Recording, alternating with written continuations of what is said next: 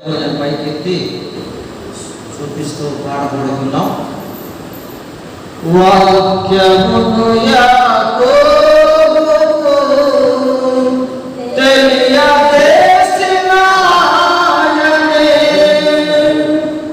వాక్యమును యాకోబుకు తెలియజేసినాయనే, ఏ జనముకి లాగునా చేసి ఉన్నాయని, ఏ జనముకి లాగునా చేసి ఉన్నాయని. దేవునికి స్తోత్రము గానము చేయుటయే మంచిది, మనమందరము స్తుతి గానము చేయుటయే మంచిది. దేవుని స్తోత్రం, హల్లెలూయా. మంచిది. ప్రభు ఈ స్థలంలో 73 రోజులు ఉండమన్నారు. మంగళవారంలో మాకు ఈ ప్రార్థన ముగించుకొని వచ్చే ఆదివారం మేము కాకినాడలో ఉంటాం. బహుశా బుధవారం కానీ గురువారం కానీ వెళ్ళాలని మేము అనుకుంటున్నాం. మా గురించి మీరు ప్రార్థన చేయండి. సేవ బలంగా స్థలంలో జరగాలి. సాతాను ప్రమాదము వెలిగింపబడాలన్నాడు. సాతాను పూట భూములు కూర్చునేయబడాలి. కనుకనే మీరంతా నా కోసం ప్రార్థన చేయండి. వస్తువు కాని స్థలానికి ప్రభు చిత్తాన్ని బట్టి మరలా రావాలని ఆశ కలిగి ఉన్నాను. వస్తాము, ప్రార్థన చేస్తాము. మరి ముఖ్యంగా దేవుని రాకడకు సమీపంగా ఉంది. మనము సిద్ధపడాలి. చూడండి, దేవుని వాక్యాన్ని మనం చూద్దాం. దేవుడు ఒక పట్టణాన్ని సమీపిస్తూ ఆ పట్టణం గుండా వస్తున్న సమయంలో ఆ పట్టణాన్ని చూసి యేసు ప్రభువు విడిచినట్టు మనం చూస్తాం. ఆయన ఏమిస్తూ ఒక చక్కటి మాట మాట్లాడుతున్నాడు. లోకస్వార్త 19వ అధ్యాయం 42వ వచనాన్ని మనం చదువుకుందాం. నీవును నీ దినమంతైనను సమాధాన సంబంధమైన సంగతులను తెలుసుకుని ఎడల నీకెంతో మేలు. కానీ ఇప్పుడు అది నీ కనులకు మరుగు చేయబడి ఉంది. ప్రభు నిన్ను రక్షించిన కాలము నువ్వు ఎలకుంటివి కనుక నీ శత్రువును నీ చుట్టూ గట్టుకట్టి ముట్టడి వేసి అన్ని ప్రక్కలను నేను అరగట్టి నీలో ఉన్న నీ పిల్లలతో కూడా నిన్ను నేలను నడిపేస్తాడు. ప్రియమైన దేవుని బిడ్డలారా, ఈ వాక్యాన్ని చాలాసార్లు మీరు విని ఉంటారు. అనేక మంది భక్తులు మీకు బోధించి ఉండవచ్చు. అనేక సార్లు మీ పరిశుద్ధ బైబిల్ గ్రంథంలో మీరు చదివి ఉండవచ్చు. అయితే ఇందులో ఉన్న సారాంశాన్ని బట్టి మనం పరిశోధన చేస్తే దేవుడు యెరూషలేము పట్టణాన్ని చూసి అందులో జరగబోతున్న దుస్థితిని చూసి ఆ పట్టణాన్ని చూసి దేవుడు ఏడవడం ప్రారంభించాడు. ఎందుకంటే పట్టణము సమాధాన పట్టణమని బైబిల్ గ్రంథంలో ఉంది. అయితే ఆ సమాధాన పట్టణము ఒక వ్యాపార స్థలంగా మారిపోయింది. క్రయ విక్రయాలు చేస్తూ, రోకలు మారుస్తూ, పోగులు నమ్ముతూ, గొర్రెలు నమ్ముతూ,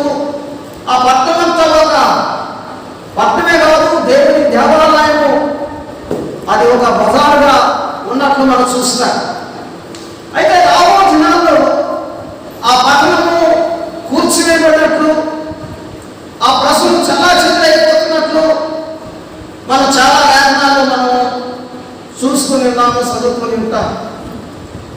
ఆ పట్టణాన్ని చూసి దేవుడు ఏడ్చాడు. మరి ఈయన చూసి దేవుడు ఏడుస్తున్నాడని ఉదయకాలను బట్టి మనం పరిశోధన చేసుకోవాలి. ఆయన మనల్ని బట్టి ఏడుస్తున్నాడేమో, మనం ఆయన ఏడిపిస్తున్నాడేమో. ఆయన మాట్లాడుతున్నప్పుడు మనకు అర్థం కావట్లేదు. అనేక మార్లు ఆయన మనం గర్దిస్తున్నాడు. అనేక మార్లు ఆయన సరిచేయాలని, ఆయన రూపంలో మలుచుకోవాలని, ఆయన పోలికలో మనం చెక్కబడాలని, ఆయన మాట మనకి వినేవాళ్ళకు ఉండాలని దేవుడు అనేక మార్లు మనతో మాట్లాడుతుంటే ఆ మాటను మనం పక్కన పెడుతున్నాం అన్నమాట. ఆ మాటను మనం త్రోసివేస్తున్నాం. అయితే నేను చూసినప్పుడల్లా దేవుడితో మాట్లాడిన మాటను గుర్తు చేసుకుని నిన్ను ఆయన స్వరూపంలో మలచాలని, నీ ఉంటున్న స్థలంలో ఆయన ఉంటున్న స్థలంలో నిన్ను తీసుకుని వెళ్ళాలని దేవుడు ఇష్టపడుతున్నాడు అన్నమాట. అయితే ఈ మధ్యాహ్న కాల సమయంలో నీ కుటుంబాన్ని చూసి దేవుడు ఏడుస్తున్నాడేమో, నీ పిల్లలను చూసి దేవుడు ఏడుస్తున్నాడేమో, నీ భర్తను చూసి దేవుడు ఏడుస్తున్నాడేమో, నీ భార్యను చూసి దేవుడు ఏడుస్తున్నాడేమో, మనం ఆయన దుఃఖపరచాలనుకున్నామేమో. దేవుడు ఏమంటాడంటే ఇక్కడ ఆ యేసు ప్రభువు అంటాడు, నీవును ఈ దినమునైనను సమాధాన సంబంధమైన సంగతులను తెలుసుకునేలా నీకెంతో మేలు, కానీ ఇప్పుడు అవి నీ కనులకు ప్రియులారా, సమాధాన సంబంధమైన సంగతులు నువ్వు తెలుసుకోవాలని, నువ్వు వాటిని గ్రహించాలని, నీ కుటుంబం అంతా కూడా సమాధాన సంబంధమైన సంగతులు తెలుసుకుంటూ సమాధానం కలిగి, ప్రేమ కలిగి, ఒక ఐక్యమత్యంగా, ఒక ఐక్యత కలిగి జీవించాలని దేవుడు ఏర్పాటు చేస్తున్నాడు, ఇష్టపడుతున్నాడు. అయితే మనం ఏం చేస్తున్నామంటే దేవుడు దర్శిస్తున్నాడు. దర్శిస్తున్న వాటిని మనం ఏం చేస్తున్నామంటే విడిచిపెడుతున్నాం. వాటిని గ్రహింపలేని స్థితిలో ఉంటున్నాము. దేవుడు ఒక మారు మాట్లాడను, రెండు మారు మాట్లాడను, అయితే మనుషులు దాన్ని కనిపెట్టరు. పద్దాక దేవుడు మాట్లాడరు. పద్దాక నీకు తెలుసు, ఒక కొట్లో నువ్వు బాకీ పడ్డావు. ఓ విజయనగరం కొట్లో, విజయనగరంలో ఒక ఆ బస్ స్టాప్ దగ్గర ఒక కొట్లో నువ్వు అరువు తీసుకున్నావు. అరువు తీసుకున్నావు.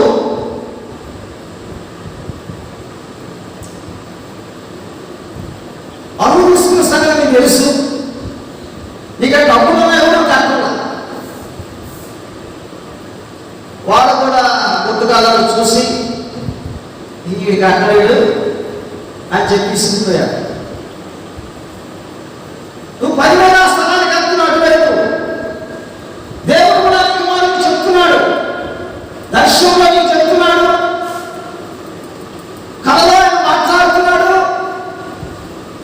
అయినా నీవు గ్రహించుకున్నావు. దాని గురించి దేవుడు ప్రత్యేకంగా నా కుమారుడా ఐజాకు నువ్వు అక్కడ 200 గంటలకు పడతాను దేవుడు చెప్పాడు.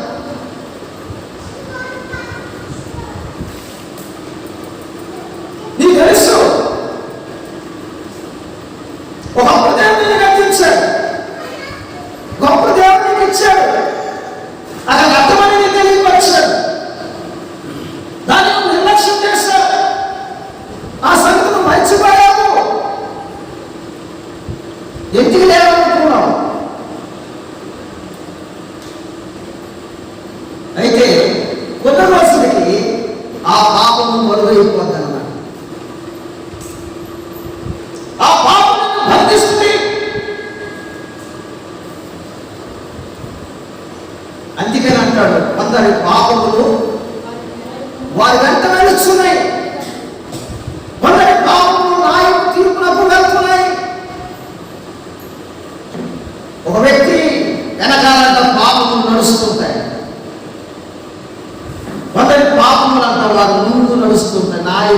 ముందుకు అక్కడ నిలబడతాయి. నాయస్ సమాధాన సమాధాన సంగతులు నువ్వు తెలుసుకోకపోతే అవి నీ కళ్ళకు మోజు చేయబట్టి దాన్ని నువ్వు గ్రహించలేని స్థితిలో ఉంటావు. వాటిని నువ్వు అర్థం చేసుకునే స్థితిలో ఉంటావు. ఈ రోజుల్లో కుటుంబంలో సమాధానం ఎందుకు లేదు? భార్య భర్తల మధ్య ఎందుకు సమాధానం ఉంటలేదు? ఎందుకు ఐక్యతతో లేదు? సంఘాల్లో సమాధానం లేదు. గురు శిష్యుల మధ్య సమాధానం లేదు. సమాధానమైన సంగతులు నీకు బోధించాడు దేవుడు, నీకు తెలియపరిచాడు దేవుడు. అయితే వాటిని నువ్వు గ్రహించలేకపోతున్నావు. వాటి నువ్వు సాధన చేయలేదు. వాటిని నువ్వు నేర్చుకోలేదు. నేను దేవుడి దగ్గర ఆ భర్తను చూసి దేవుడు ఏడ్చాడు. నీ ఇంటిని చూసి దేవుడు ఏడుస్తున్నాడేమో, నిన్ను చూసి దేవుడు ఏడుస్తున్నాడేమో, నీ బిడ్డను చూసి దేవుడు ఏడ్చాడేమో. ఆలోచన చేయాలి. ప్రియమైన దేవుని బిడ్డలారా, హేలి కుటుంబమును చూసి దేవుడు ఏడవడం ప్రారంభించాడు. హేలి ఏలియా కాదు, హేలి పాత నిబంధనలు. హేలి ఒక ప్రవక్తగా, ఒక న్యాయాధిపతిగా, ఒక నిరాక్షకుడిగా ఉంటుండేవాడు. ప్రియమైన దేవుని బిడ్డలారా, వారికి ఇద్దరు కుమారులు ఉండేవారు.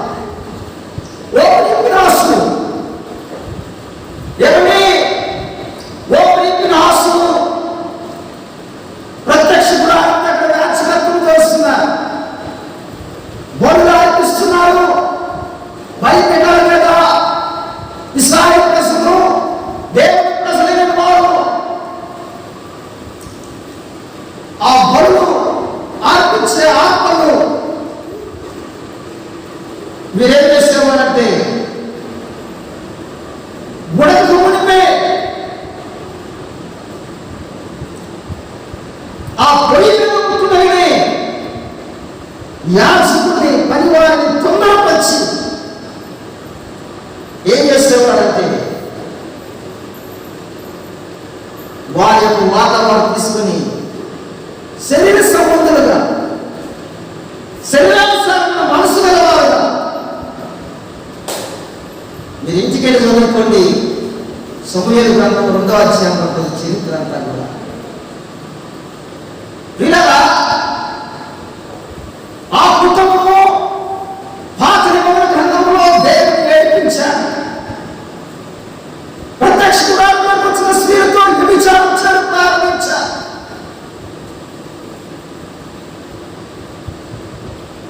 ఆలోచన చేయాలమ్మా. ప్రియమైన దేవుని బిడ్డలారా, హేలి కుమారుడు దేవునికి నమ్మకమైన సేవ చేయలేదు, నమ్మకమైన పరిచయం చేయలేదు, దేవుని భయముగా జీవించలేవారు, దేవుని యొక్క ధర్మశాస్త్రము ఉల్లంఘించారు, దేవుని ఆజ్ఞలను ఉల్లంఘించారు. వారు ప్రత్యక్ష గుడారం దగ్గర దేవునికి సేవా విషయంలో దేవునికి దుఃఖం కలుగు చేశారు. అక్కడ మాట్లాడే మాటలు బట్టి చూస్తే ఈ రోజుల్లో ప్రపంచ దేశాల్లో, మన భారతదేశంలో ఎక్కువగా సాధారణలు దేవుని పిల్లలను పోగు చేస్తున్నారు. సమాధాన సంబంధమైన సంగతులను తెలుసుకునేట్లేదు. అది మరుగుపరచబడి ఉన్నది. అన్నదమ్ముల మధ్యన, అక్క చెల్లెల మధ్యన, అత్త కోడల మధ్యన, శిష్యుల మధ్యన, గురువుల మధ్యన సాధారణ ఏం చేస్తున్నారంటే వారి పని కొంచెమేని ఏం చేస్తున్నారంటే అశాంతి కలుగు చేస్తున్నారు, అసమాధానం కలుగు చేస్తున్నారు.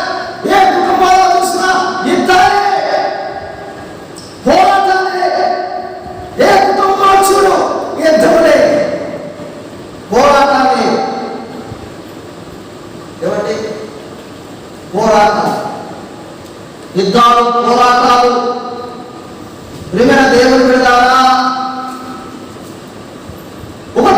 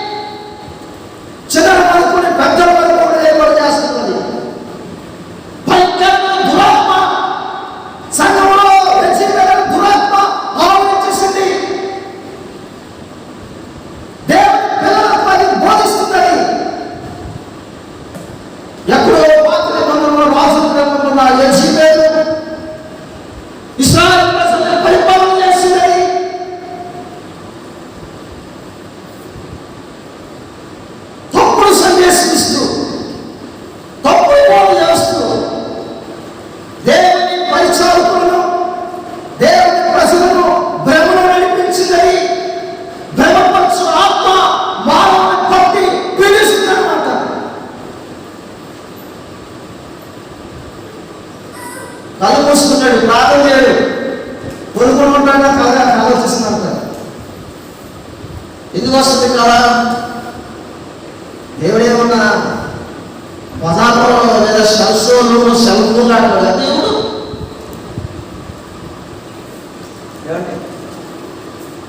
షెల్ఫ్ అంటాడా దేవుడు?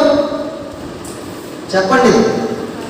నువ్వు ప్రార్థన చేయవు, దేవుడిని స్థుతించవు, దేవుడి మాటలు మార్చిపోయినావు. దేవుడికి ఏం చెప్పో నీ తెలవదు, నీ దరిష్టి మీద నీకు తెలవదు, నీ వాగ్దానం మీద నీకు తెలవదు, నీ గమనం మీద నీకు తెలవదు. దాన్ని మరిచిపోయినావు. ప్రార్థన చేస్తే ఈ దేవుడు మాట్లాడాడు. దేవుడు మాట్లాడనే లక్షణం ఏంటంటే దేవుడు ఎలా ఉన్నాడో నీవు అలా ఉంటావు. దేవుడు స్తోత్రం కలుగును గాక. ఆయన పరిశుద్ధుడు, ఆయన భక్తుడు, ఆయన నిష్కళంకుడు, 10,000 అతి సుందరుడు, అతి కాంక్షణీయుడు, అతి కాంక్షణీయుడు. దేవుడు నీకులాగా ఆలోచన కాదు. నీ ఆలోచన లేదు, నీ ఆలోచన భూసంబంధమైన సంగతి లేదు. నువ్వు ఆలోచిస్తావు, భూసంబంధమైన విషయాలను మనసు ఉంచుతావు, శరీరాంశాల మనసులో ఉంటుంది. ఆలోచించి దేవుడు నీకు ఏం మాట్లాడాడు అది నువ్వు మర్చిపోయి. దేవుడు సమాధానకర్త, దేవుడు సమాధానకర్త.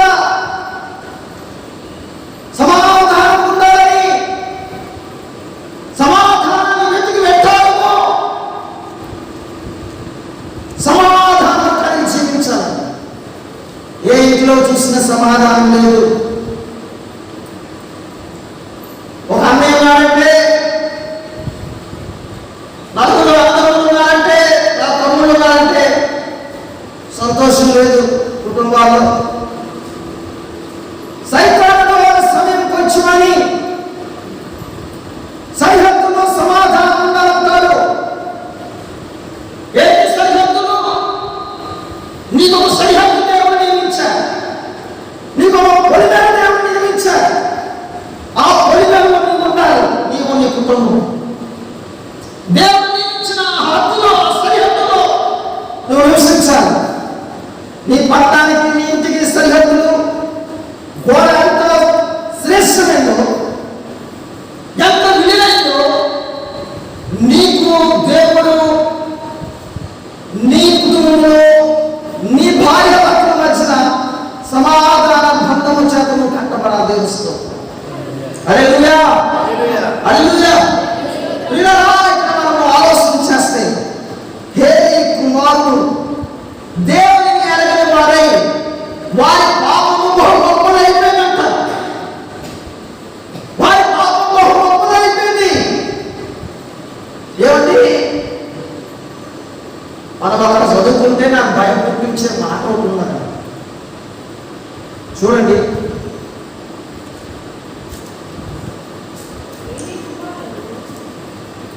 మొదటి సమూయేలు గ్రంథము చూడండి, మొదటి సమూయేలు గ్రంథము 2వ అధ్యాయము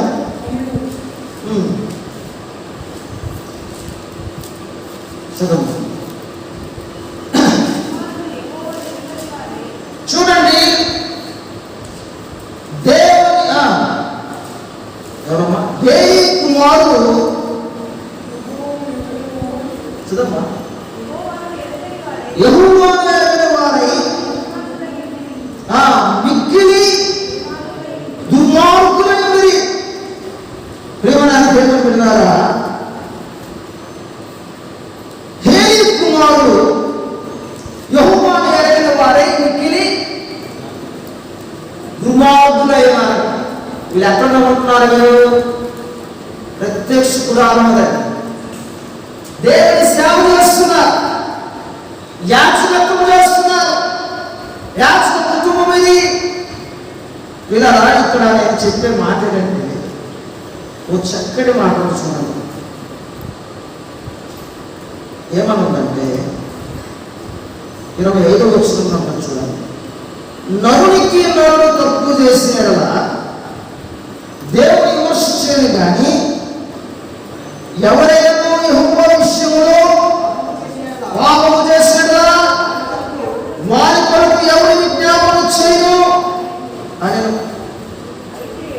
నరునికి నరుడు పాపం చేస్తే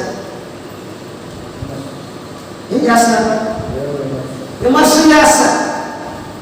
అంటే దేవుని కార్యములు నీకు దేవుని వాక్యం తెలుసు, దేవుని ఆజ్ఞలు తెలుసు, దేవుని ధర్మశాస్త్రం తెలుసు.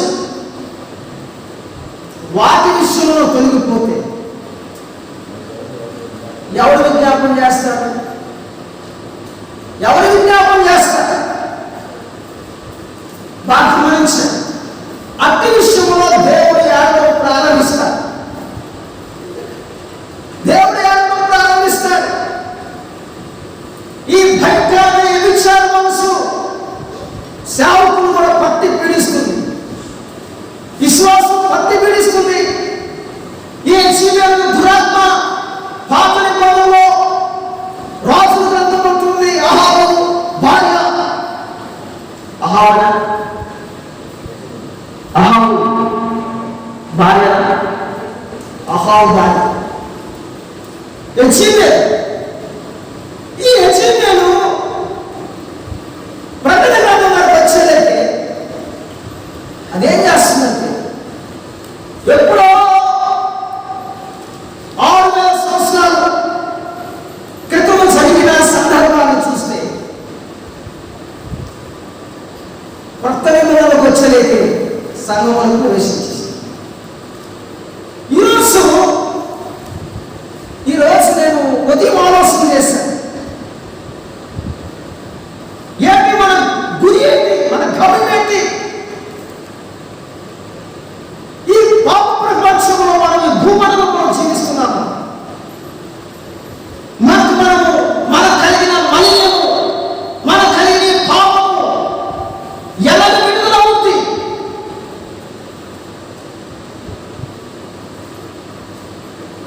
ఎవరు మనల్ని కలిగిస్తారు?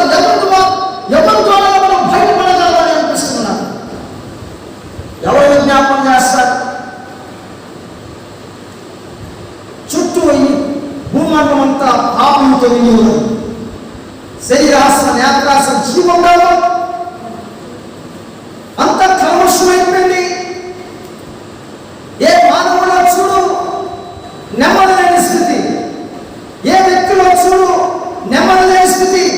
జరిగిపోయిన వాటన్నింటిని మనం ఏం చేస్తున్నామంటే వాటిని కలబోసుకుంటున్నాం, వాటిని ఇతరులకి తెలియపరుస్తున్నాం.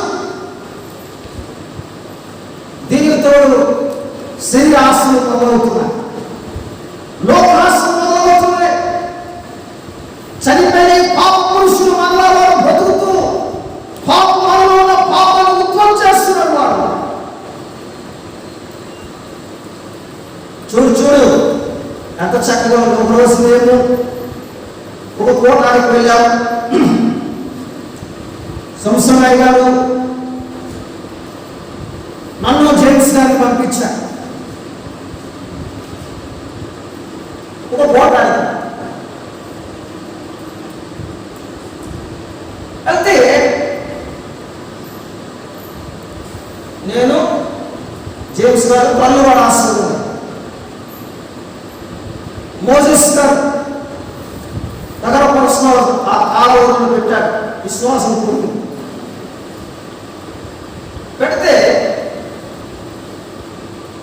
నన్ను బోధ చేయమన్నాడు. సరే,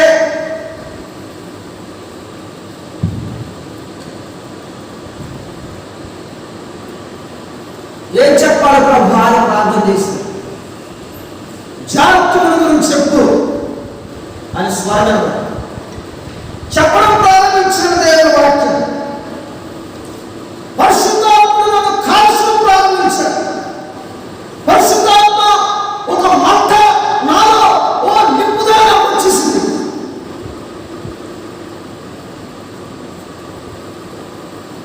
ఇంకా నా పెదవులు కాదు, నా నోరు అంతా పెదవులకు వెళ్ళిపోయింది. మాట్లాడడం ప్రారంభించాడు. ప్రభు నోరు తెరిచాడు. వాక్యాన్ని చేస్తున్నాను. తర్వాత దాసుతో కళ్ళు మూసుకొని ప్రార్థన చేద్దామని ప్రార్థన చేయడం ప్రారంభించాను.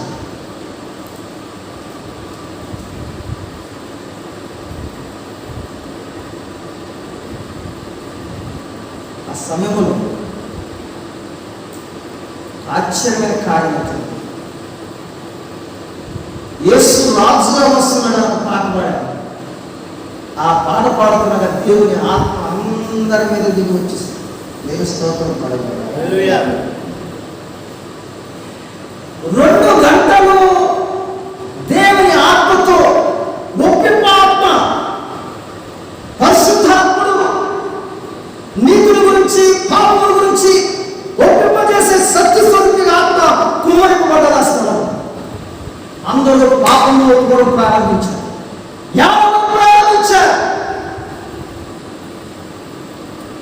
మోజేస్ గారు అంటారు, ఏంటంటే అయ్యారు కంట్రోల్ రావట్లేదు, ఇది ఆగుదామంటారు. ఇది ఆగేది కాదు, ఇది నది ప్రవాహం, ఇది ఇందులో కాల్చబడాలి. మనం అయినమో కాల్చబడాలి, మనం పరిశుద్ధపరచబడాలి. అలాగా రాజిపోయి మండిపోయి ఇంకా పాట ఆపేసేసి అసలు ఏడవడం ప్రారంభించారు. 2:30 పోతకు 3 గంటలైంది. ఆ ఆత్మ అలా ప్రసన్నగా ఉండిపోయి భర్త ఎక్కడే ఉన్నాడు, భార్య వేసి పాపం ఒప్పుకుంటుంది, నా భర్తకి నేను ద్రోహం చేశాను, నేను చెడ్డ పనులు తిరిగాను అని భర్త అక్కడ ఉండగా భార్య వేసి పాపం ఒప్పుకోవడం ప్రారంభించారు. పెళ్లి కావాల్సిన యవనస్తులు నేను ఫలానా వ్యక్తులతో నేను పాపం చేస్తానని చెప్పి ఒప్పుకోవడం ప్రారంభించాను. అందరికి భయం పుట్టింది. ఏంటి పబ్లిక్ తీసుకుంటారు, ఈ పరిస్థితి ఏంటి? అందులో ఒక తెగింపు ఏంటంటే నేను చేసిన పాపము రహస్యం ఉండకూడదు, ఇది మరుగైపోకూడదు, దీనికి భద్రత చేయాలని చెప్పి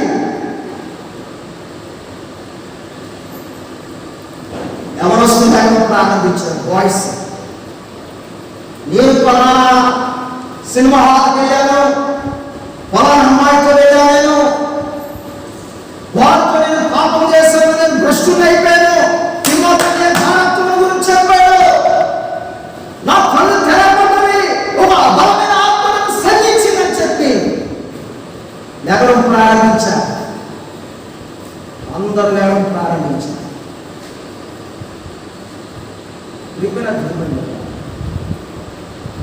ఆత్మ సంబంధమైన ప్రార్థన ఏం చేస్తుంది తెలుసా? నీలో ఉన్న పాపమును మలినము కలుగుతుంది. దేవుని స్తోత్రం కలుగుగా.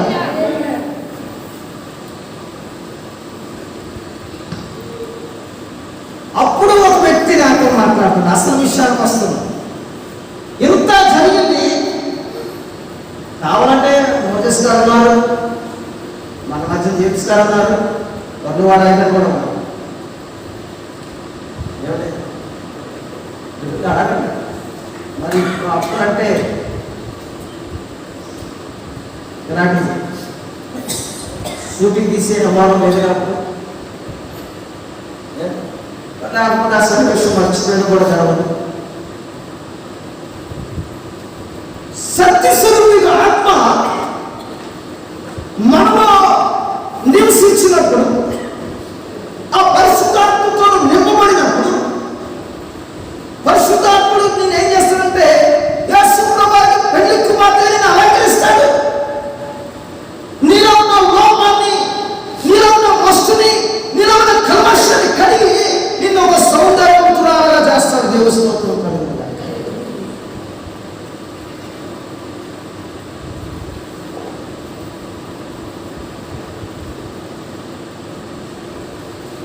అప్పుడు ఒక ఆయన అన్నాడు, ఇద్దరు మాట్లాడుకుంటున్నారు,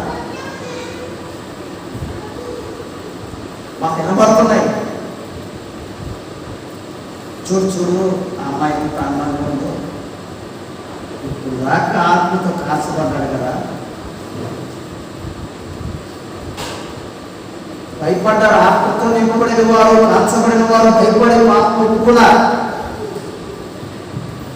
దేవునికి హృదయమైన వాడు.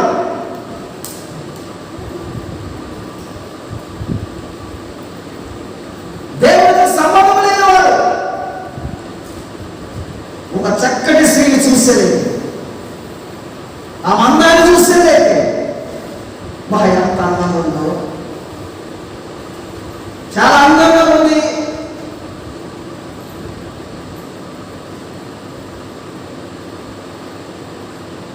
చాలా మాట్లాడినాడు, అది ఉంది. కానీ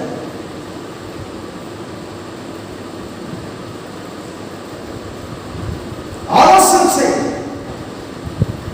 ఈరోజు భ్రమపరచు ఆత్మ, మోసపరచు ఆత్మ, దయ్యముల ఆత్మ, వ్యక్తిగత దురాత్మ వ్యక్తుల్లో పనిచేస్తుంది. అది దేవుని భయపడనిట్లేదు, ప్రార్థన క్షీణించున్నది, సమాధాన సంబంధమైన సంగతులు తెలుసుకునేట్లున్నది. మన రహస్య పాపములు అలాగే ఉంటున్నాయి.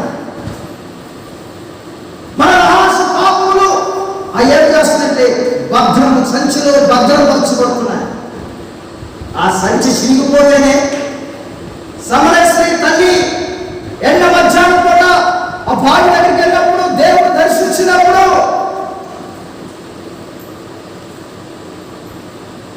నాకేమన్నా తెలుసా? ఆ నీరు నాకు ఇచ్చేసి, ఆ నీరు నాకు ఇచ్చేస్తే మా పుత్రుడైన యాకోబు వాడు చాలా లోతుగా ఉంది, చేతుకుంటే కష్టమైపోతుంది మాకు, ఆ నీరేదో నాకు ఇచ్చేయమని యేసు ప్రభువు అడిగినాడు అని అంటాడు. అమ్మా నీ భర్తను తీసుకున్నా.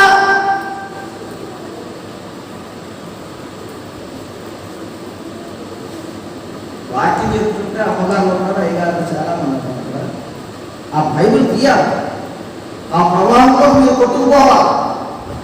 అంత కొట్టుకుపోతాం మనకి ఏమండి? యవనస్తులు కూడా ఉన్నారు. చక్కగా మాట చదువుతున్నప్పుడు ఏం చేయాలంట? మా మేనగోడ ఉంది, ఆమె ఎక్కడెక్కడికి వెళ్ళిపోతుంది. ఏమండి? బైబిల్ చదవడం అలవాటు ఉంటేగా. దాని మనవాడు ఎంత నొప్పులు పెట్టు దిగుడు బైబిల్. మనం బైబిల్ చదివితే మన పిల్లలకి బైబిల్ లేదేగా. ఏమండి? ఏంటి చూడండి, చూడాలి. యోహాను సువార్త 4వ అధ్యాయం. ఇంకా తీయలేదు ఎవరికి? చాలా నమ్మడి మనం చూడండి. అందుకేసు ప్రతివాడును మరలా బతుకుడును నేను ఇచ్చి నీళ్ళు తాగువాడు ఎప్పుడును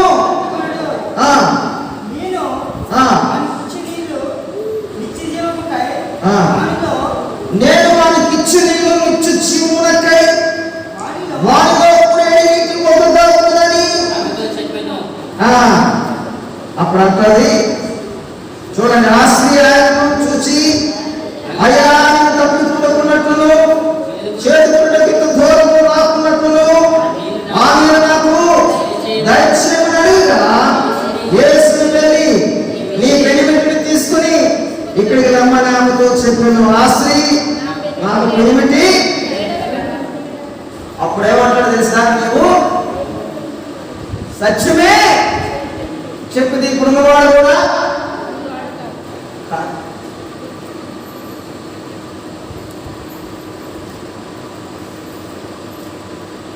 ప్రభు అన్నాడు.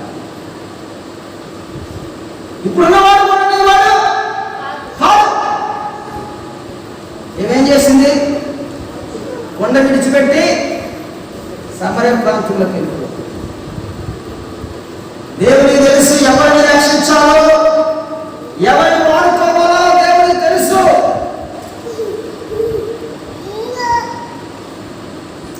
అప్పుడు ఆ ఊళ్ళో ఆ స్త్రీ అని చెప్పింది, ఏమన్నది?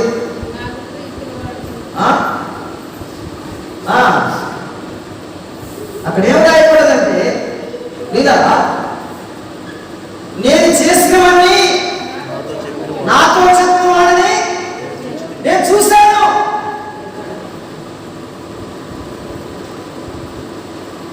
చూశాను. వెళ్ళిపోయింది కొండ విడిచిపెట్టి. చాలా మంది మా దగ్గర కొండలు ఉంటాయి, చాలా మంది దగ్గర అయినా కాదు కొన్ని కొండలు అక్కడే ఉంటాయి. ఈ మధ్య విడిచిపెట్టి అయిపోయింది.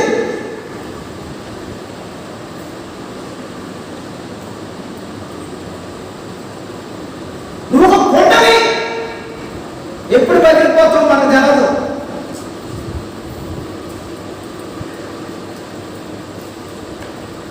ఈమెం చేసింది? ఎండ మధ్యాహ్నం కూడా వచ్చింది. మన ఊళ్ళో మన సమాజం ఊరుకోదుగా.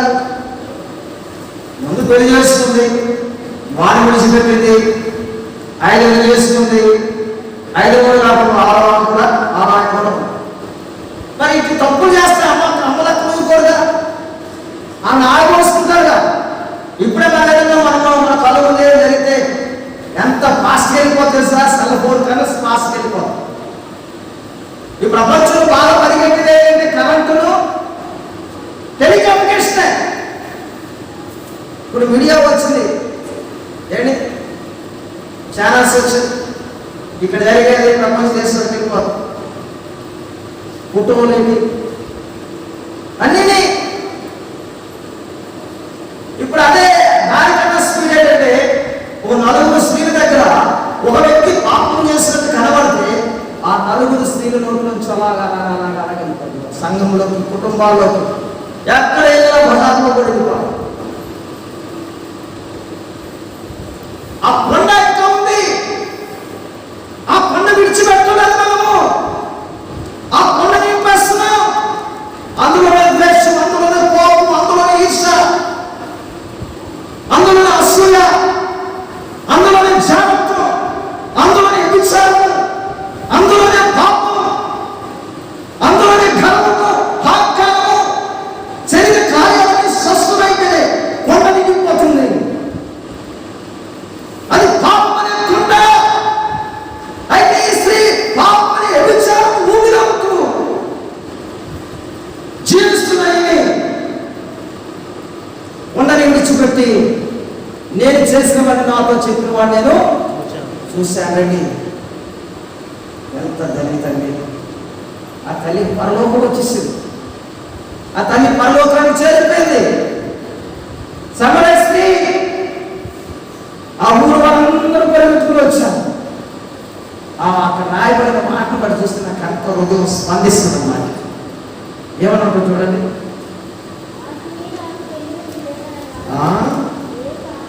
చూడండి 39. నేను చేసిన వాడిని నాతో చెప్పిన వాడిని సాక్ష్యం ఇచ్చిన స్త్రీ యొక్క మాటను బట్టి ఆ ఊరిలోని సమరయులు ఆయనతో విశ్వాసం ఉంచి ఆ సమరయులు ఆయనతో వచ్చి తమ యొక్క ఉండమని ఆయన వేడుకున్నది కనుక ఆయన అక్కడ 2 దినములు ఉండెను. ఆయన మాటలు విన్నందున ఇంకో అనేకులు నమ్మి ఆయన ఆ స్త్రీని చూసి ఇంక వెనుకను చెప్పిన మాటలు బట్టి కాక మా మటుకు మేము విని ఈయన నిజముగా రక్షకుడని తెలుసుకుని నమ్ముచున్నామని దేవుని స్తోత్రం కలుగునుగాక. హల్లెలూయా, హల్లెలూయా. నేను మాట్లాడాలనుకుంటున్నారా? మీ మాట విని ఎవరైనా వస్తున్నారా దేవుని దగ్గరికి? ఇవి పాపత్తురాలు. ఇవి 5 భర్తలు వచ్చుకుంది, 6 అడుగులు ఉన్నాడు. ఇవి సత్యమే చెప్పింది దేవుని దగ్గర. ఆ నిత్య జీవపు ఊట, ఆ నీళ్ళను తాగి అనేకులకు ఆమె కడుపులో ఊరేడి నీటి ముక్కు అయిపోయింది. నీ కడుపులో చేపస్తున్నాయి, జీవజల మొదలు పాల్గొనలేదు. సమాజానికి సంబంధించిన సంగతులు నీ నోటి నుంచి రాకూడదు.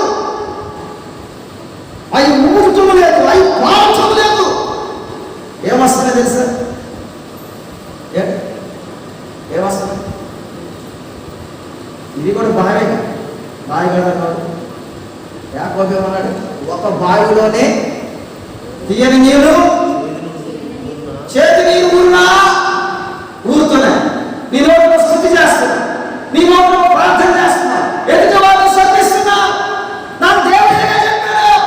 ఏ చెప్తాడు దేవుడు? నీలాంటి వ్యక్తిని కలవాలనుకుంటున్నావు దేవుడు? నీలాంటి మనసు కలవాలనుకుంటున్నాడా దేవుడు?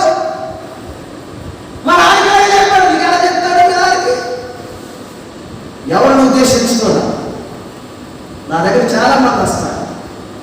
మా అమ్మతో ఏదైనా చెప్పాడంటండి, మీ అమ్మతో ఏదో చెప్తే చెప్పవచ్చయ్యా, నీ సంగతి చూస్తూ ఎంతకాలం దేవుడు మోసపరుస్తావు, ఎంతకాలం దేవుడు దుఃఖపరుస్తావు. బ్రహ్మవద్దు మోసవచ్చు ఆత్మ నిన్ను మోసం నడిపిస్తున్నాడు, నిన్ను భ్రమలో నడిపిస్తున్నాడు. వాడి సమయం కొంచెమని లజ్జాకరమైన దేవతలు సంసారం పరిశుద్ధాత్మతో నింపబడ్డారు. సంసారం నాట్యం చేయబడిన వాడు దేవుని మహాశక్తిని పొందుకున్నాడు. ఫిలిస్తీన్ మీద యుద్ధానికి వెళ్ళి ఫిలిస్తీన్ చంపి ఒక నాయకుడిగా ఇస్రాయేల్ ప్రజలకు ఉండాల్సిన వాడు చూశాడు. వెళ్తున్నాడు దారిలో, వాళ్ళ అమ్మ నాన్న కలిసి వెళ్తుండగా సింహాన్ని సించి వేశాడు. సింహం నుంచి ఆ తేలి పట్టు తిన్నాడు. ఫిలిస్తీన్ అమ్మాయిని చూశాడు, మోహించాడు. అమ్మ నాన్న చెప్పాడు, నాకు ఆ స్త్రీయే కావాలి.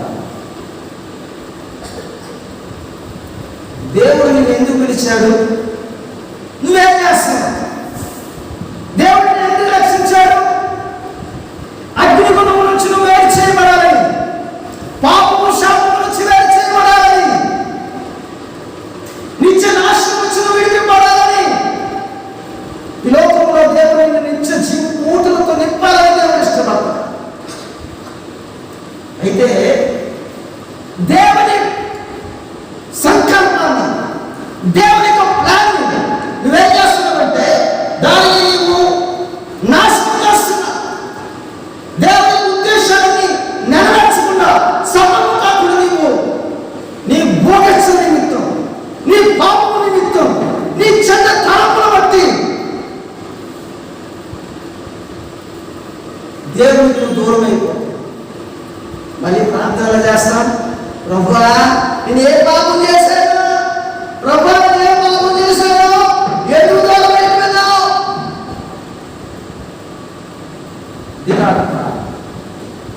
యథార్థమైన ప్రార్థన రాని దేవుడు ఎవరిని తెలుసా? దేవుడు స్వరం విన్నావా? దేవుడు చూడగలిగావా? దేవుడితో నడవగలుగుతున్నావా? దేవుడితో సంబంధం ఉందా? మరి ఎవరు మాట్లాడుతున్నారు? వాడు వచ్చి మాట్లాడాలి నీ పక్కన. వాడు వచ్చి దేవుడు మాట్లాడారు. ఒకసారి సంస్థ గారు చెప్పారు, అయ్యారు గారు నాకు యేసు ప్రభువారు కనపడ్డాడు.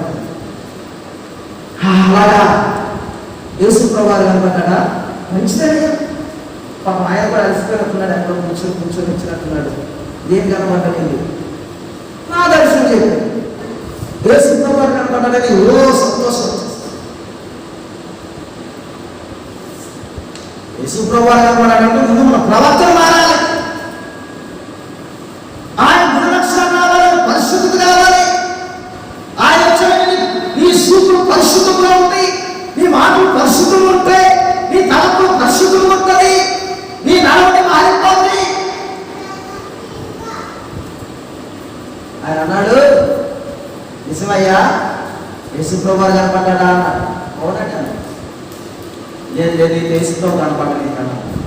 అట్లా యేసు ప్రభు కనపడ్డానండి. అయితే ఎప్పుడైనా ఆయన గాయాలు చూసేవా? గాయపడిన అస్త్రం చూసేవా అని అడిగాడు. చేతులు అయితే ఉన్నాయి కదా ఆమె చేసాడు, కానీ ఆయన చేతులు గాయాలు దొంగోడు అడగదు. దొంగోడు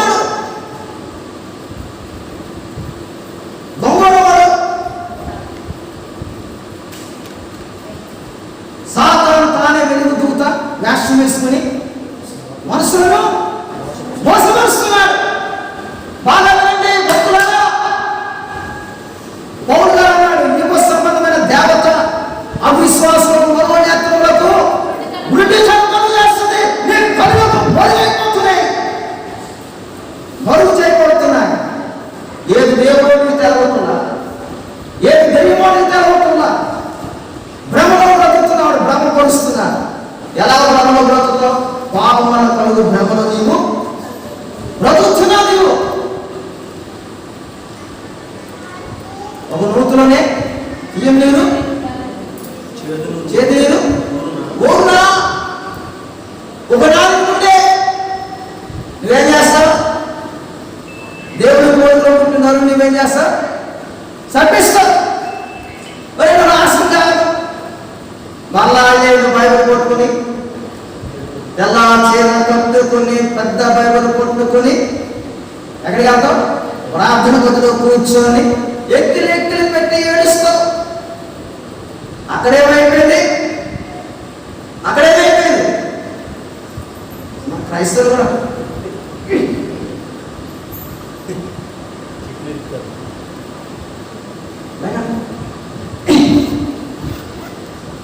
ఇది అలవదా? అయ్యా మీ పేరు అశోక్ గారు, ఏమంటారు? వీళ్ళంతా ఎవరు? భక్తులు. ఇక్కడ మాట అక్కడ చెప్పే వాళ్ళు, సాడి కొట్టే కొండలాగే వాళ్ళు, కుటుంబాలు పాడు చేసేవారు, సంఘాలు పాడు చేసేవారు. యువ సంబంధమైన దేవత అవిశ్వాసాలకు మనోనేత్రములకు గురుటుతనం కలుగు చేసేసింది.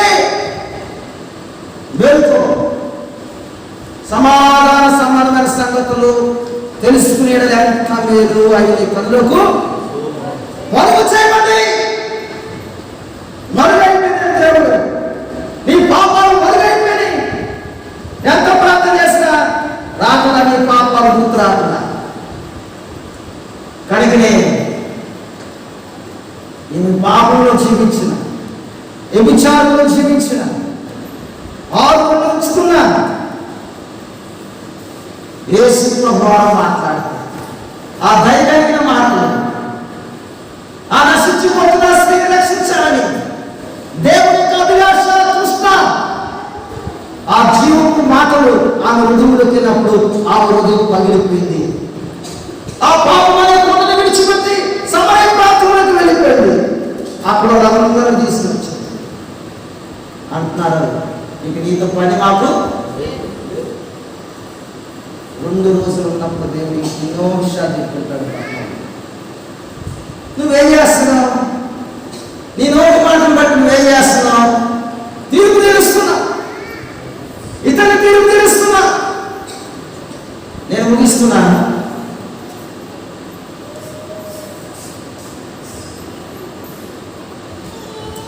మాటలు చెప్పి ముగిస్తాను. మనం ఎవరికి మనం ఏం చేస్తాం? మన పొరుగు వారికి తీర్పు తీరుస్తాం. ఎవరన్నా తప్పు చేస్తే వారిని విమర్శ చేస్తాం. క్రైస్తవుడికి ఉన్న బుద్ధి ఏంటంటే, ఎదుటి వారి కంటిలో ఉన్న నలుసును చూస్తాం, మన కంట్లో ఉన్న దూరాన్ని చూడాలి. ఎదుటి వారి కంట్లో ఉన్న నలుసును చూస్తాం. ఓ వేషధారి, మనకి నీ కంట్లో ఉన్న నలుసును దూరం తీసే. మీరు స్టడీలో ఉన్నారేమో లేదో చూద్దామని ఇక్కడ ఏ స్వరం ఏర్పడలేదు. అంత పెద్ద అయ్యగారు ఆయన కూడా మాట్లాడలేదు. పాపమా మీ అందరికీ ఏంటన్నా చెప్తున్నాడు అని నోరు ఎలా? దేవుని స్తోత్రం, హల్లెలూయా. ముందు నా కంట్లో ఉన్న దూల నేను ఎదుటి వారి కంట్లో ఉన్న నలుసును మనం చూస్తాం. మనల్ని దేవుడు దేనికి స్మరించాడండి? పరలోక రాజ్యంలో ప్రవేశించడానికి. అల్పకాలము పాప భోగములను మనం అనుభవించడానికి కాదు. వాటిని విసర్జించి మోసే ఏ విధంగా అయితే దేవుని కొరకు జీవించాడో అటువంటి జీవితం అనుగ్రహించింది దేవుడు. లోకమునకును దేవదూతలకును మనము తీర్పు తీర్చువాడే ఉండాలి. మనమేం చేస్తాం అచారంగా కొట్టుకుంటాం. చూడండి, మొదటి కొరింథీ పత్రిక చదువుకొని ఆరో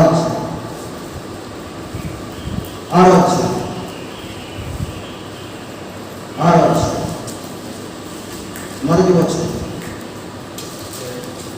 చూడండి, మీలో ఒకనికి పర్యటన మీద వ్యాజ్యమైనప్పుడు వారు పరిశుద్ధుల ఎదుట గాక అనీతిమంతుల ఎదుట చూడండి, అనీతిమంతుల ఎదుట వ్యాజ్యమాడుటకు తెగించున్నాడా? పరిశుద్ధుల లోకమునకు తీర్పు తీర్చుదురని మీరు ఎరగరా? మీ వలన లోకమునకు తీర్పు జరగవలసినగా మిక్కిలి అల్పమైన సంగతుల గురించి తీర్పు తీర్చుటకు మీకు యోగ్యత లేదా? మనము దేవదూతలకు తీర్పు తెచ్చుదామని ఎరగరా? ఎవరు మనం ఎరగరు? నీ పేరే నాకు ఎక్కువగా మాట్లాడుతుంది, నువ్వేమనుకోవద్దు.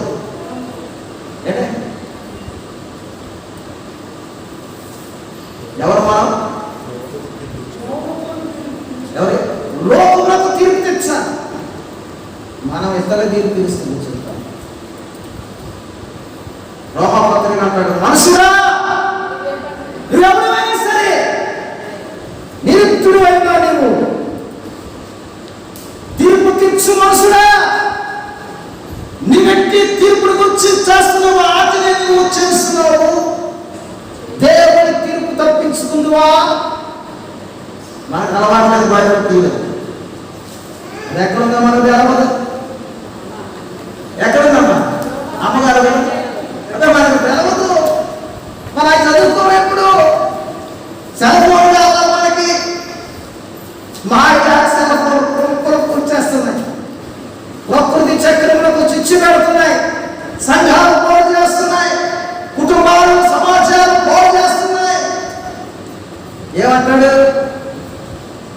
2వ అధ్యాయం మొదటి వచనం, కాబట్టి తీర్పు తీర్చు మనుషుడా, నువ్వెవరైనా సరే ఏంటంట?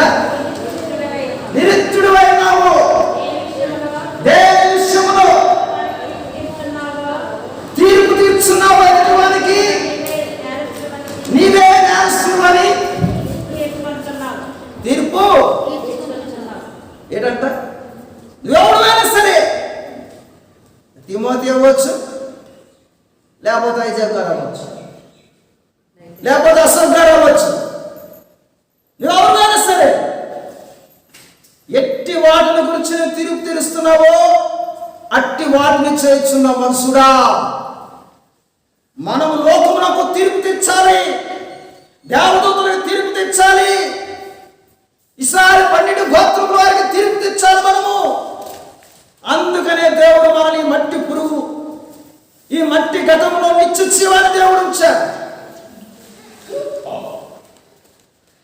అది మర్చిపోయి దేవుని దుఃఖపరుస్తుంది. దేవుని చిత్తమైతే ఇక్కడ లేకపోయినా నెక్స్ట్ ఎపిసోడ్లో హేలి కుమార్ గురించి కొంచెం ముందుకు తీసుకుని పరిశుద్ధాత్మ దేవుడు మాట్లాడిన మాటలు. ఈరోజు శ్యాంబాబు వాక్యం చెప్తాడేమో. ఈరోజు ఉదయం అంతా చాలా ఆలోచన చేశాను. సైతానికి నాకు పోరాటం నాకు కలుగు చేశాను. కృంగిన స్థితిలో ఉన్నాను, అయోమయ స్థితిలో ఉన్నాను. ఏంటి ఇంత భక్తి చేశాను, ఇంత ప్రార్థన చేశాను, సేవకులు తయారు చేశాను, ఏంటి నా భార్య చనిపోవడం కారణం ఏంటి అని చాలా ఆలోచనలకు వెళ్ళిపోయాను. కనుకనే ప్రియమైన దేవుని బిడ్డలారా, వాక్యం నేనైతే చెప్పలేను ప్రభు. నువ్వేం చెప్తావు నాకు తెలవదు.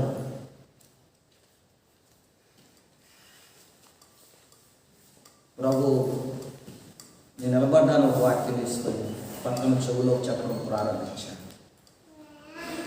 దేవుని ఆత్మ మండింపజేసింది. నువ్వు కాల్చబడాలి, ఇతరులు కాల్చు, కాలిపోయిన వాళ్ళను సల్లార్చొద్దు, నులివెచ్చపరచొద్దు, నువ్వు మండు, ఇతరులు మండించు.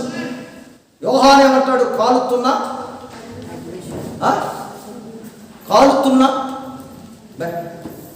మండుతో ప్రకాశిస్తున్న దీపము, మండాడు, ఓ దీపముగా ప్రజ్వరిల్లాడు.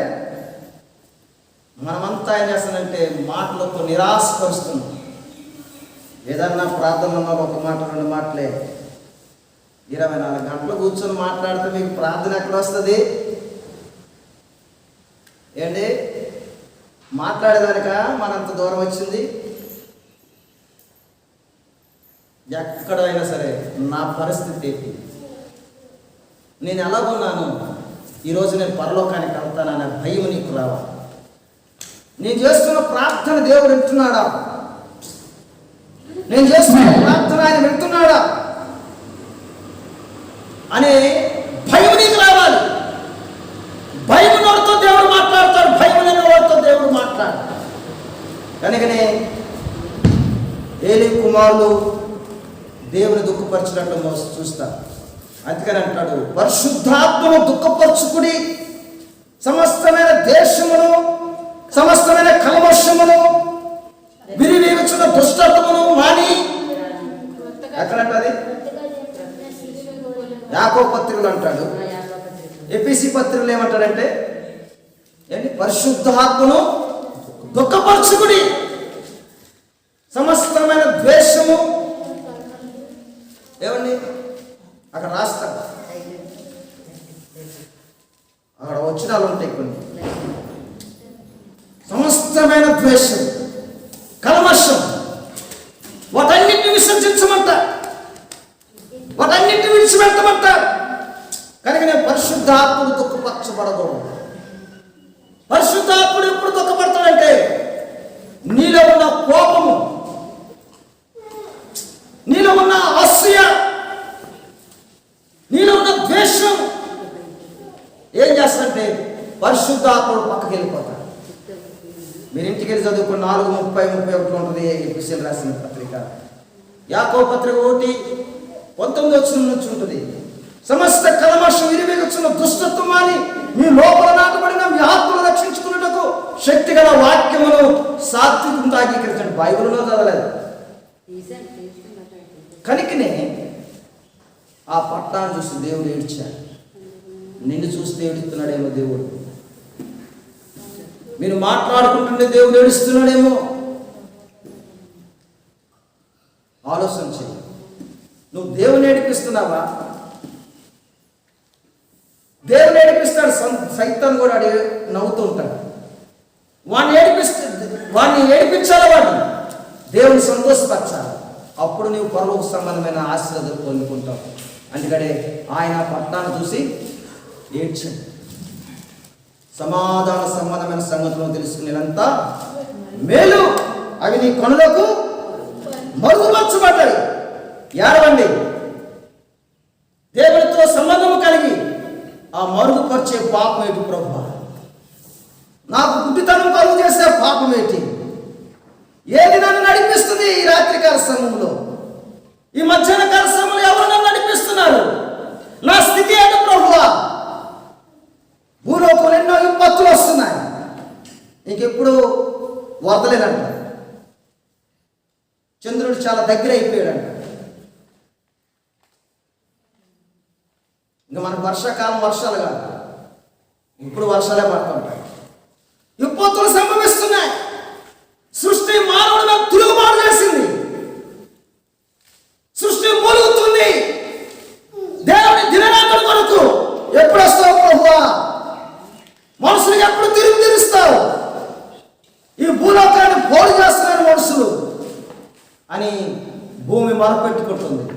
సృష్టి అంతా మొరపెట్టుకుంటుంది. అందుకని దేవుడు అన్నాడు, ఆకాశం ఆలకించుము, భూమి చెవియుకుము. నేను పిల్లలను పెంచి పెద్దవారిని చేశాను, కానీ వారు ఏడిపిస్తున్నావు దేవుణ్ణి. ఆయన దుఃఖపరుస్తున్నా నీవు. తలలు వంచండి, ప్రార్థన చేసుకుందాము.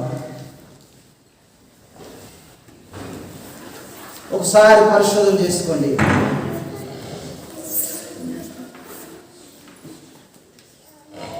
శ్యాంబాబాయ్ గారు ప్రార్థన చేస్తారు. పరిశోధన చేసుకున్న